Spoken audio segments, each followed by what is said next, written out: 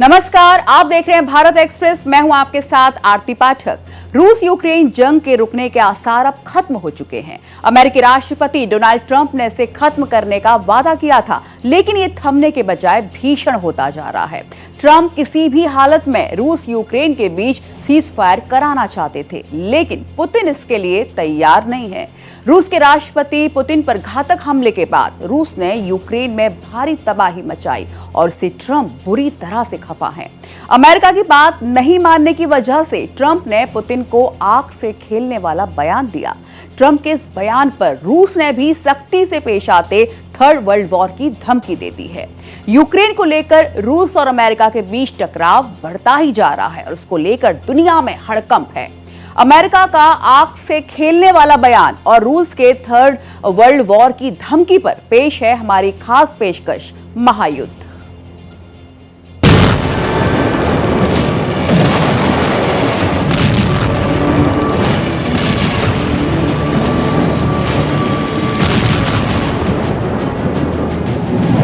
रूस यूक्रेन जंग में नया मोड़।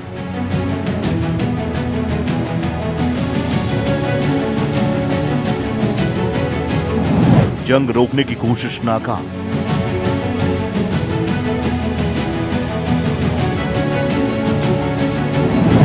अमेरिका रूस में जुबानी जंग।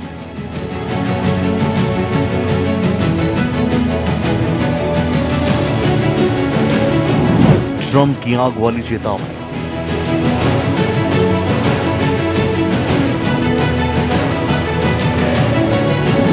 रूस ने दी वर्ल्ड वॉर की धमकी।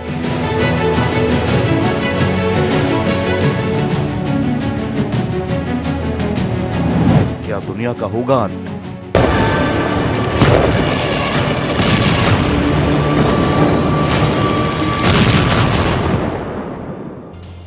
डोनाल्ड ट्रंप और व्लादिमीर पुतिन के बीच डील मेकिंग दोस्ती अब दुश्मनी की कगार पर पहुंच गई है।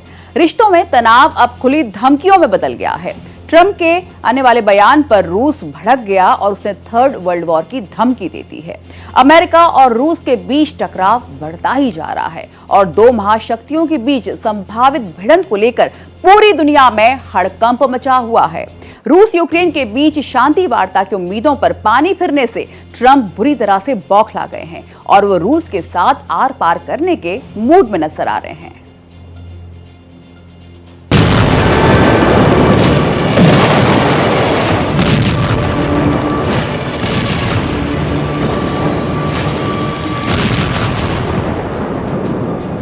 अमेरिका रूस में भिड़ंत।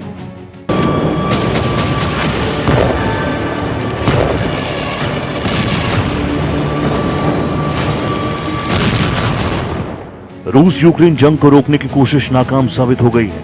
अमेरिका और रूस के बीच जुबानी जंग तेज हो गई है।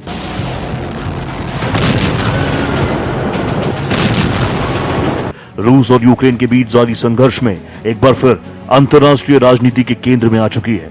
इस बार वजह बने अमेरिका के प्रेसिडेंट डोनाल्ड ट्रंप। अमेरिका के राष्ट्रपति डोनाल्ड ट्रंप ने रूसी राष्ट्रपति व्लादिमीर पुतिन पर बेहद तल्ख टिप्पणी की।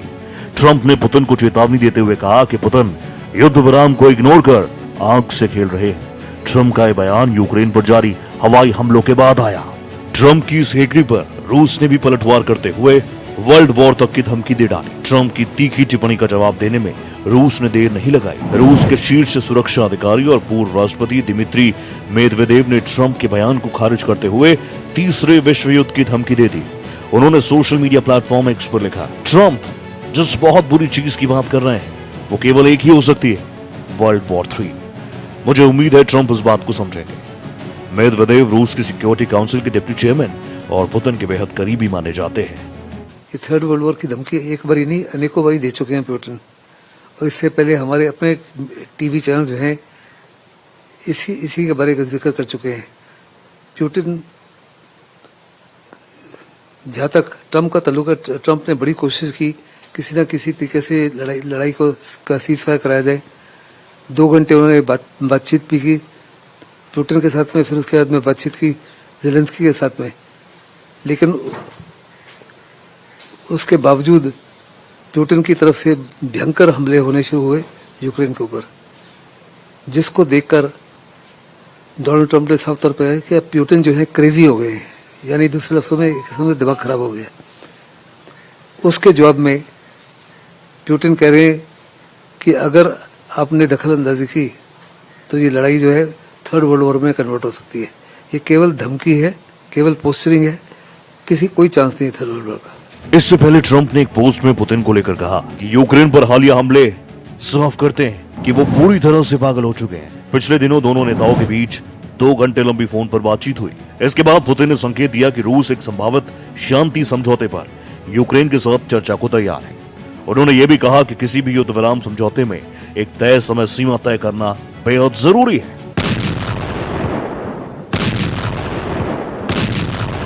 ट्रंप की बौखलाहट भी नहीं है। ट्रंप की असली कोशिश है कि किसी न किसी तरीके से जंग को रोका जाए। ट्रंप साफ तौर पे कह रहे हैं कि हर हफ्ते कम से कम 500 से कई हजार लोग मारे जा रहे हैं। लोग अपना घर खो बैठते हैं, माँ बाप जो अपने बच्चों को खो रहे हैं, इतनी औरतें विधवा हो रही हैं। ये बहुत बड़ी ह्यूमन ट्रेजेडी है और वो चाहते हैं कि किसी न किसी तरीके से जंग रोकी जाए। लेकिन ना तो पुतिन रुकने के लिए तैयार है, ना ज़ेलेंस्की। दोनों ही अड़े हुए हैं, दोनों ही जिद पर हैं। पुतिन कहते हैं कि कंप्लीट जो है ईस्टर्न यूक्रेन उसके ऊपर कब्जा उनका होना चाहिए, इंक्लूडिंग जो एरिया उन्होंने क्लेम किए हैं उनसे भी कहते हैं कि यूक्रेनी फौजें पीछे हट जाए और क्रीमिया से भी पीछे हटे। ज़ेलेंस्की कहते हैं किसी हद तक वो पीछे नहीं हटेंगे और अपने टेरिटरी और सॉवरेनिटी को रशिया के नहीं देंगे। पुतिन को लेकर ट्रंप का हालिया बयान उस वक्त आया जब रूस ने यूक्रेन पर सबसे भीषण ड्रोन और मिसाइल अटैक किए।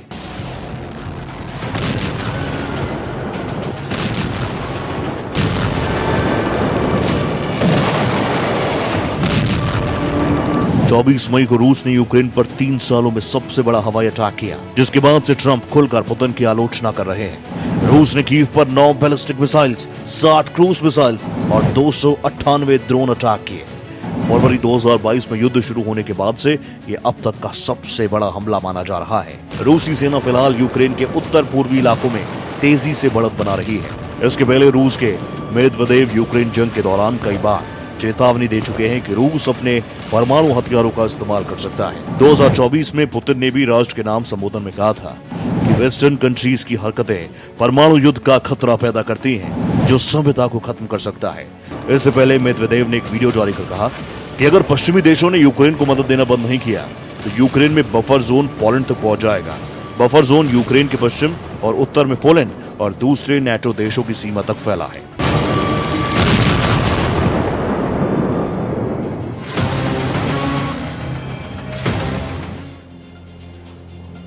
रूस ने यूक्रेन को एक बार फिर से दहला दिया। दरअसल रूस का आरोप है कि यूक्रेन ने पुतिन को जान से मारने की कोशिश की। पुतिन पर कातिलाना हमला उस वक्त किया गया जब वो क्रूज के दौरे पर थे। रूस के मुताबिक इस पर उसका कब्जा हो चुका है और वो वहां से बारूदी सुरंगों को हटाने और हालात को सामान्य बनाने के मकसद से गए थे। क्रूज पर यूक्रेन भी अपना दावा पेश कर रहा है। पुतिन पर हुए हमले के जवाब में रूस ने यूक्रेन पर भीषण हमले करके वहां पर तबाही मचा दी।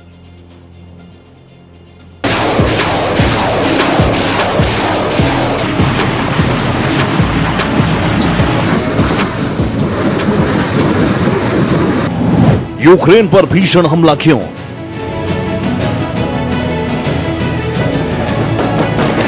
बीस मई को पुतिन कुर्स्क के दौरे पर थे। रूसी वायुसेना के मेजर जनरल के मुताबिक यूक्रेन ने राष्ट्रपति पुतिन का हेलीकॉप्टर गिराने की कोशिश की। इस दौरान यूक्रेनी एयरफोर्स ने पुतिन के हेलीकॉप्टर पर 46 ड्रोन से हमला किया, लेकिन हमने सभी ड्रोन्स को ढेर किया। रूसी वायुसेना के मेजर जनरल यूरी डैशकिन ने कहा, हमने एक साथ कई ड्रोन का मुकाबला किया और राष्ट्रपति के हेलीकॉप्टर की सुरक्षा सुनिश्चित की। ये वो इलाका है जहां पर पिछले साल यूक्रेन की सेना ने अचानक हमला किया और 1100 वर्ग किलोमीटर इलाके पर कब्जा किया। यह हमला इसलिए बहुत खास था क्योंकि दूसरे विश्व युद्ध के बाद पहली बार किसी विदेशी सेना ने रूस की जमीन पर हमला किया।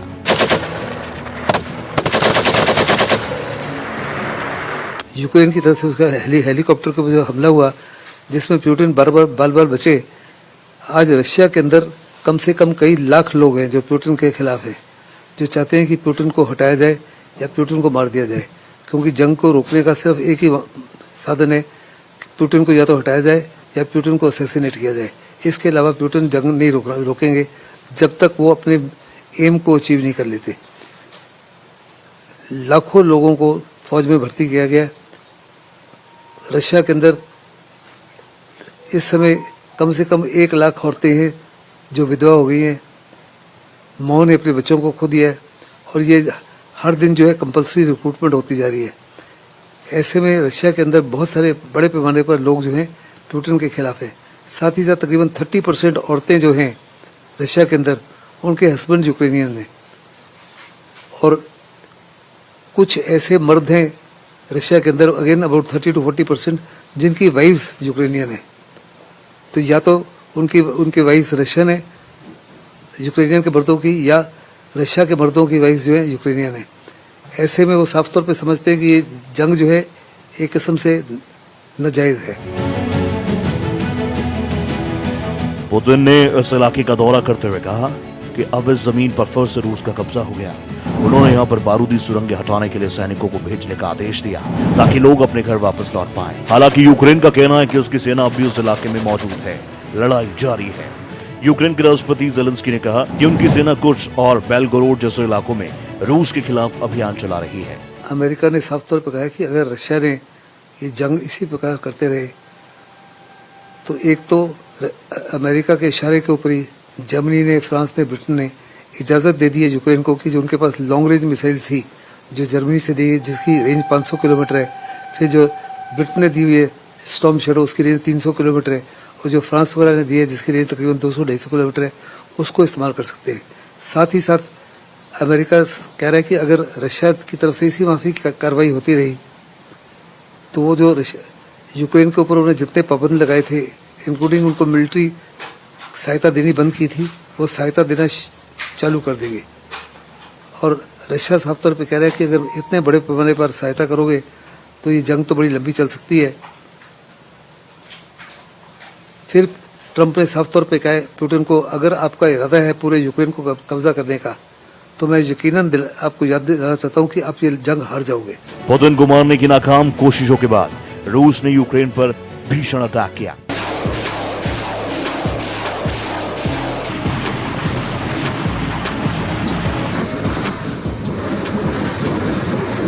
यूक्रेन की एयरफोर्स के मुताबिक 3 साल से चली आ रही जंग में ये रूस का अब तक का सबसे बड़ा ड्रोन अटैक था। इस हमले में 1 दर्जन भर से अधिक लोगों की मौत हुई, जबकि एक बच्चे समेत 3 लोग जख्मी हुए। हमले की वजह से 9 घंटे तक एयर सायरन बजते रहे। इस हमले में रिहायशी इमारतों को बड़ा नुकसान पहुंचा, साथ ही कई गैराज जलकर खाक हो गए। रूस के हमले से यूक्रेन में बड़े पैमाने पर तबाही मची।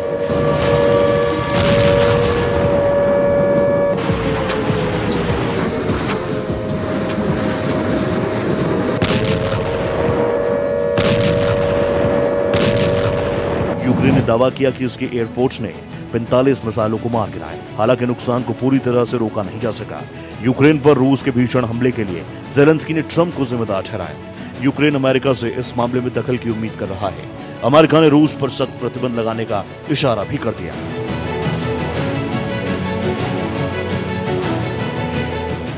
रूस यूक्रेन जंग के रुकने के आसार खत्म हो चुके हैं। रूस और यूक्रेन लगातार एक दूसरे पर हमले कर रहे हैं और दोनों ही देशों में तबाही मची है। रूस और यूक्रेन की अर्थव्यवस्था चौपट होती जा रही है। रूस तो कई तरह के प्रतिबंधों को झेल रहा है और उसकी भी आर्थिक हालत कमजोर होती जा रही है। दरअसल इस जंग में कोई ना तो पीछे हटने के लिए राजी है और ना ही किसी मुद्दे पर आम सहमति बनाने के लिए तैयार है।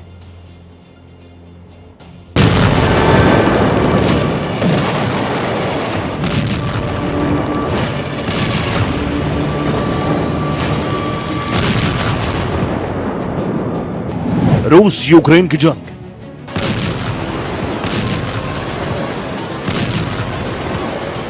चौबीस फरवरी 2022 को रूस ने यूक्रेन पर पहली बार अटैक किया और उसके बाद से दोनों देशों के बीच जंग लगातार जारी है। रूस रियायत देने के लिए तैयार नहीं है क्योंकि रूस का साफ तौर पे कहना है कि पिछले 600 साल रशिया जो है एक सोवियत यूनियन होता था। सोवियत यूनियन तकरीबन 1991 में टूटा, जिसमें से तकरीबन 15 देश अलग हो गए। 600 साल से यूक्रेन रशिया का हिस्सा था। तो रशिया कहता है कि हम तो अपने देश के ऊपर वापस कब्जा करना चाहते हैं। वास्तव में रशिया भी के पुतिन भी उतने एक्सपेंशनिस्ट हैं जैसे चाइना के जी पेंग हैं। और वो किसी हालत में यूक्रेन के ईस्टर्न यूक्रेन जहाँ पे रशियन की स्पीकिंग लोग हैं उन कहा जाता है उनको बचाने के लिए वो पूरे ईस्टर्न यूक्रेन के ऊपर कब्जा करना चाहते हैं। प्लस वो जो न्यूक्लियर पावर प्लांट है जो यूरोप में बिगेस्ट एनर्जी पावर प्लांट है उसके ऊपर भी कब्जा करना चाहते हैं, क्रिमिया के ऊपर भी। और जेलेंस्की किसी भी हालत में इन शर्तों को मानने के लिए तैयार नहीं। रूस के राष्ट्रपति व्लादिमीर पुतिन के हमले का ऐलान करते ही यूक्रेन में रूसी टैंक धड़धड़ाते हुए घुसने लगे। 29 नवंबर 2022 को यूक्रेन के राष्ट्रपति जेलेंस्की ने कहा कि वो रूस के साथ युद्ध रोकने को तैयार, इसके लिए रूस के कब्जे की जमीन भी छोड़ देंगे। विश्व बैंक के मुताबिक रूस के हमले से यूक्रेन को सीधे तौर पर 152 अरब डॉलर्स यानी 13 लाख करोड़ रुपयों का नुकसान हुआ।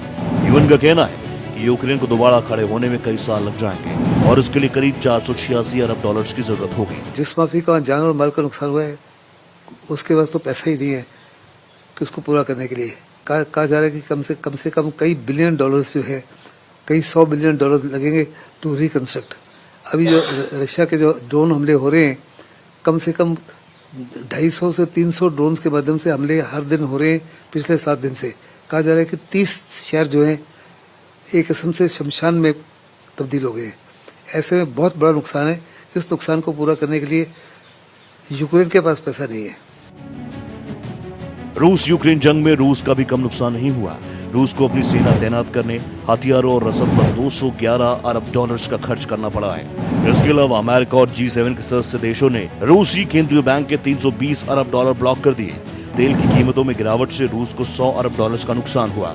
इस तरह से कुल 1.3 ट्रिलियन डॉलर्स का नुकसान रशिया को हुआ। पुतिन ने जब जंग का ऐलान किया था तब लगा था कि कुछ ही दिनों में यूक्रेन हार जाएगा, लेकिन ये जंग खिंचती गई। दोनों देशों के बीच जंग में ना कोई जीता ना कोई हारा। दोनों तरफ से होने वाले हमले में शहर दर शहर तबाह होते नजर आए। अमेरिका में ट्रंप की सत्ता में वापसी के बाद रूस यूक्रेन जंग को खत्म करने का वादा किया गया। ट्रंप ने बकायदा इसके लिए पुतिन के साथ बातचीत की। फरवरी 2025 को ट्रंप ने पुतिन को फोन लगाया और लगभग 90 मिनट तक बात की। इसके बाद सऊदी अरब में यूक्रेन युद्ध को लेकर रूस और अमेरिका के बीच हाई लेवल मीटिंग हुई। इसमें यूक्रेन को शामिल नहीं किया गया। ट्रंप ने पुतिन की तारीफ की और यूक्रेन के राष्ट्रपति वोलोदिमीर जेलेंस्की को तानाशाह कह दिया।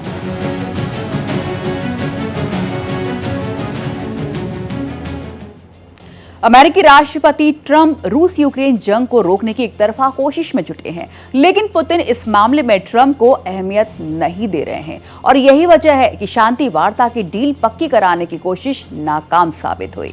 रूस ने सीज फायर की मांग को खारिज कर दिया।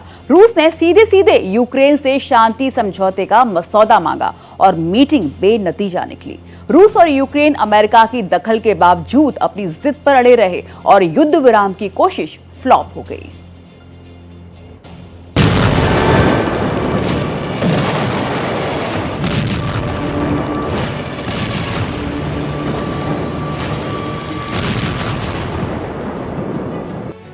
युद्ध विराम की कोशिशें नाकाम। रूस और यूक्रेन के बीच फरवरी 2022 से जंग जारी है। बीते 3 सालों में ऐसा पहली बार हुआ जब दोनों देशों के बीच शांति को लेकर सीधी बातचीत हुई, लेकिन युद्ध विराम को लेकर चली बातचीत से पहले ही इस पर सवालिया निशान लग गया। दरअसल इसमें पुतिन के शामिल होने की उम्मीद थी, लेकिन वो इसमें शामिल नहीं हुए। जेलेंस्की ने बातचीत से पहले साफ कहा कि शांति वार्ता आगे बढ़ेगी, लेकिन यूक्रेन अपनी जमीन से समझौता नहीं करेगा। जमीन यूक्रेन की है, हमेशा यूक्रेन की ही रहेगी। शांति वार्तालाप फ्लॉप होने का मुख्य कारण है कि दोनों ही देश जो है, चाहे रशिया है चाहे यूक्रेन है, वो कॉम्प्रोमाइज करने के लिए तैयार नहीं।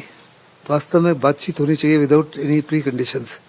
रशिया कहता है कि जो डोनेट्स्क का इलाका है और ईस्टर्न यूरोप का ताल्लुक है, यूक्रेन का ताल्लुक है, वो सारे जो 4 प्रोविंसेस उन्होंने क्लेम किए हैं वो यूक्रेन उनको हटा दे दे और जहाँ पे जो एरियाज कैप्चर नहीं हो सके वहाँ से भी अपनी फोर्स को हटा ले और क्रीमिया भी उसका ऐसा बन जाए। जहाँ तक जेलेंस्की का ताल्लुक है, जेलेंस्की कहते हैं इतने लाखों लोगों को हमने मरवा दिया है, इतनी बर्बादी झेली है, लेकिन हम अब किसी तरीके से अपनी सॉवरेनिटी को और इंटेग्रिटी को दांव पे नहीं लगाएंगे। साथ ही साथ रशिया का कहना था कि यूक्रेन जो है नेटो का हिस्सा बनना चाहता था और हम किसी हालत में उसको नेटो का हिस्सा नहीं बनने देंगे। जहाँ तक जेलेंस्की का ताल्लुक है, जेलेंस्की और नेटो साफ तौर पे कह रहे हैं इस इशू को फॉर द टाइम बिंग रद्द कर दिया जाएगा और हम यकीन दिलाएंगे कि नेटो जो है का हिस्सा यूक्रेन कभी ना बने। लेकिन उसके बावजूद रशिया जो है वो अपनी शर्तों के ऊपर अड़ा हुआ है। 16 मई को तुर्की के इस्तांबुल में रूस यूक्रेन के बीच जंग रोकने को लेकर पहली बातचीत हुई। तुर्की की मध्यस्थता में ये बातचीत सिर्फ 90 मिनट चली। इस्तांबुल में रूसी और यूक्रेनी डेलीगेशंस के बीच हुई मुलाकात के बाद दोनों देशों ने 1,000 कैदियों की अदला बदली पर सहमति जताई। शांति समझौते के बाद ट्रंप ने कहा कि यह अदला बदली मॉस्को और कीव के बीच शांति समझौते की कोशिश में नया चरण शुरू कर सकती है। और ये यूएन के चार्टर के भी खिलाफ है।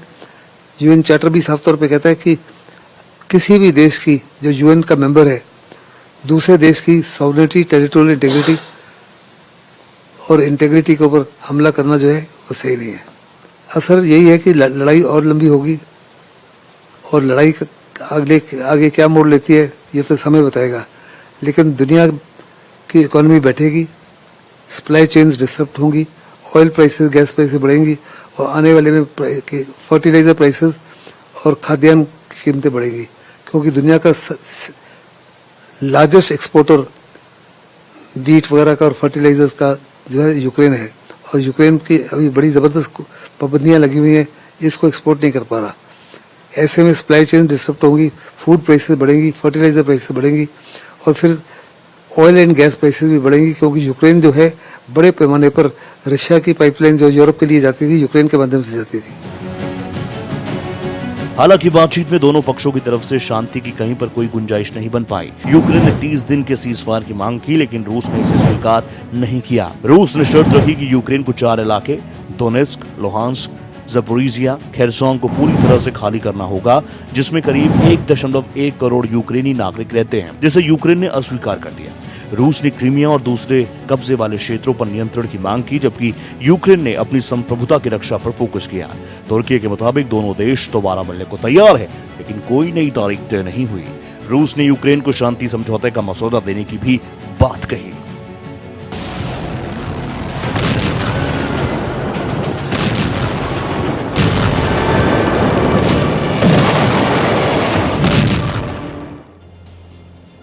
रूस यूक्रेन जंग को रोकना अमेरिका के लिए बड़ी चुनौती बना हुआ है। पुतिन पर ट्रंप का कोई दबाव काम नहीं कर पा रहा। इस जंग को रोकने के पीछे अमेरिका का अपना हित है। यूक्रेन के खनिज भंडार पर अमेरिका की नजर है और उसका इस्तेमाल अमेरिका तभी कर सकता है जब रूस जंग रोकने पर राजी हो जाता है। लेकिन रूस यूक्रेन को किसी भी तरह की रियायत देने के मूड में नहीं है। यूक्रेन के साथ सीज फायर समझौते से इनकार करके रूस ने यह साफ कर दिया है कि वो अपनी शर्तों पर युद्ध विराम करेगा। रूस के हमलों से त्रस्त यूक्रेन भी अब अमेरिका को जंग न रोक पाने की वजह से कोस रहा है। महायुद्ध के हमारी इस खास पेशकश में मेरे साथ फिलहाल इतना ही, लेकिन बाकी की देश दुनिया की खबरों के लिए लगातार बने रहिए भारत एक्सप्रेस के साथ।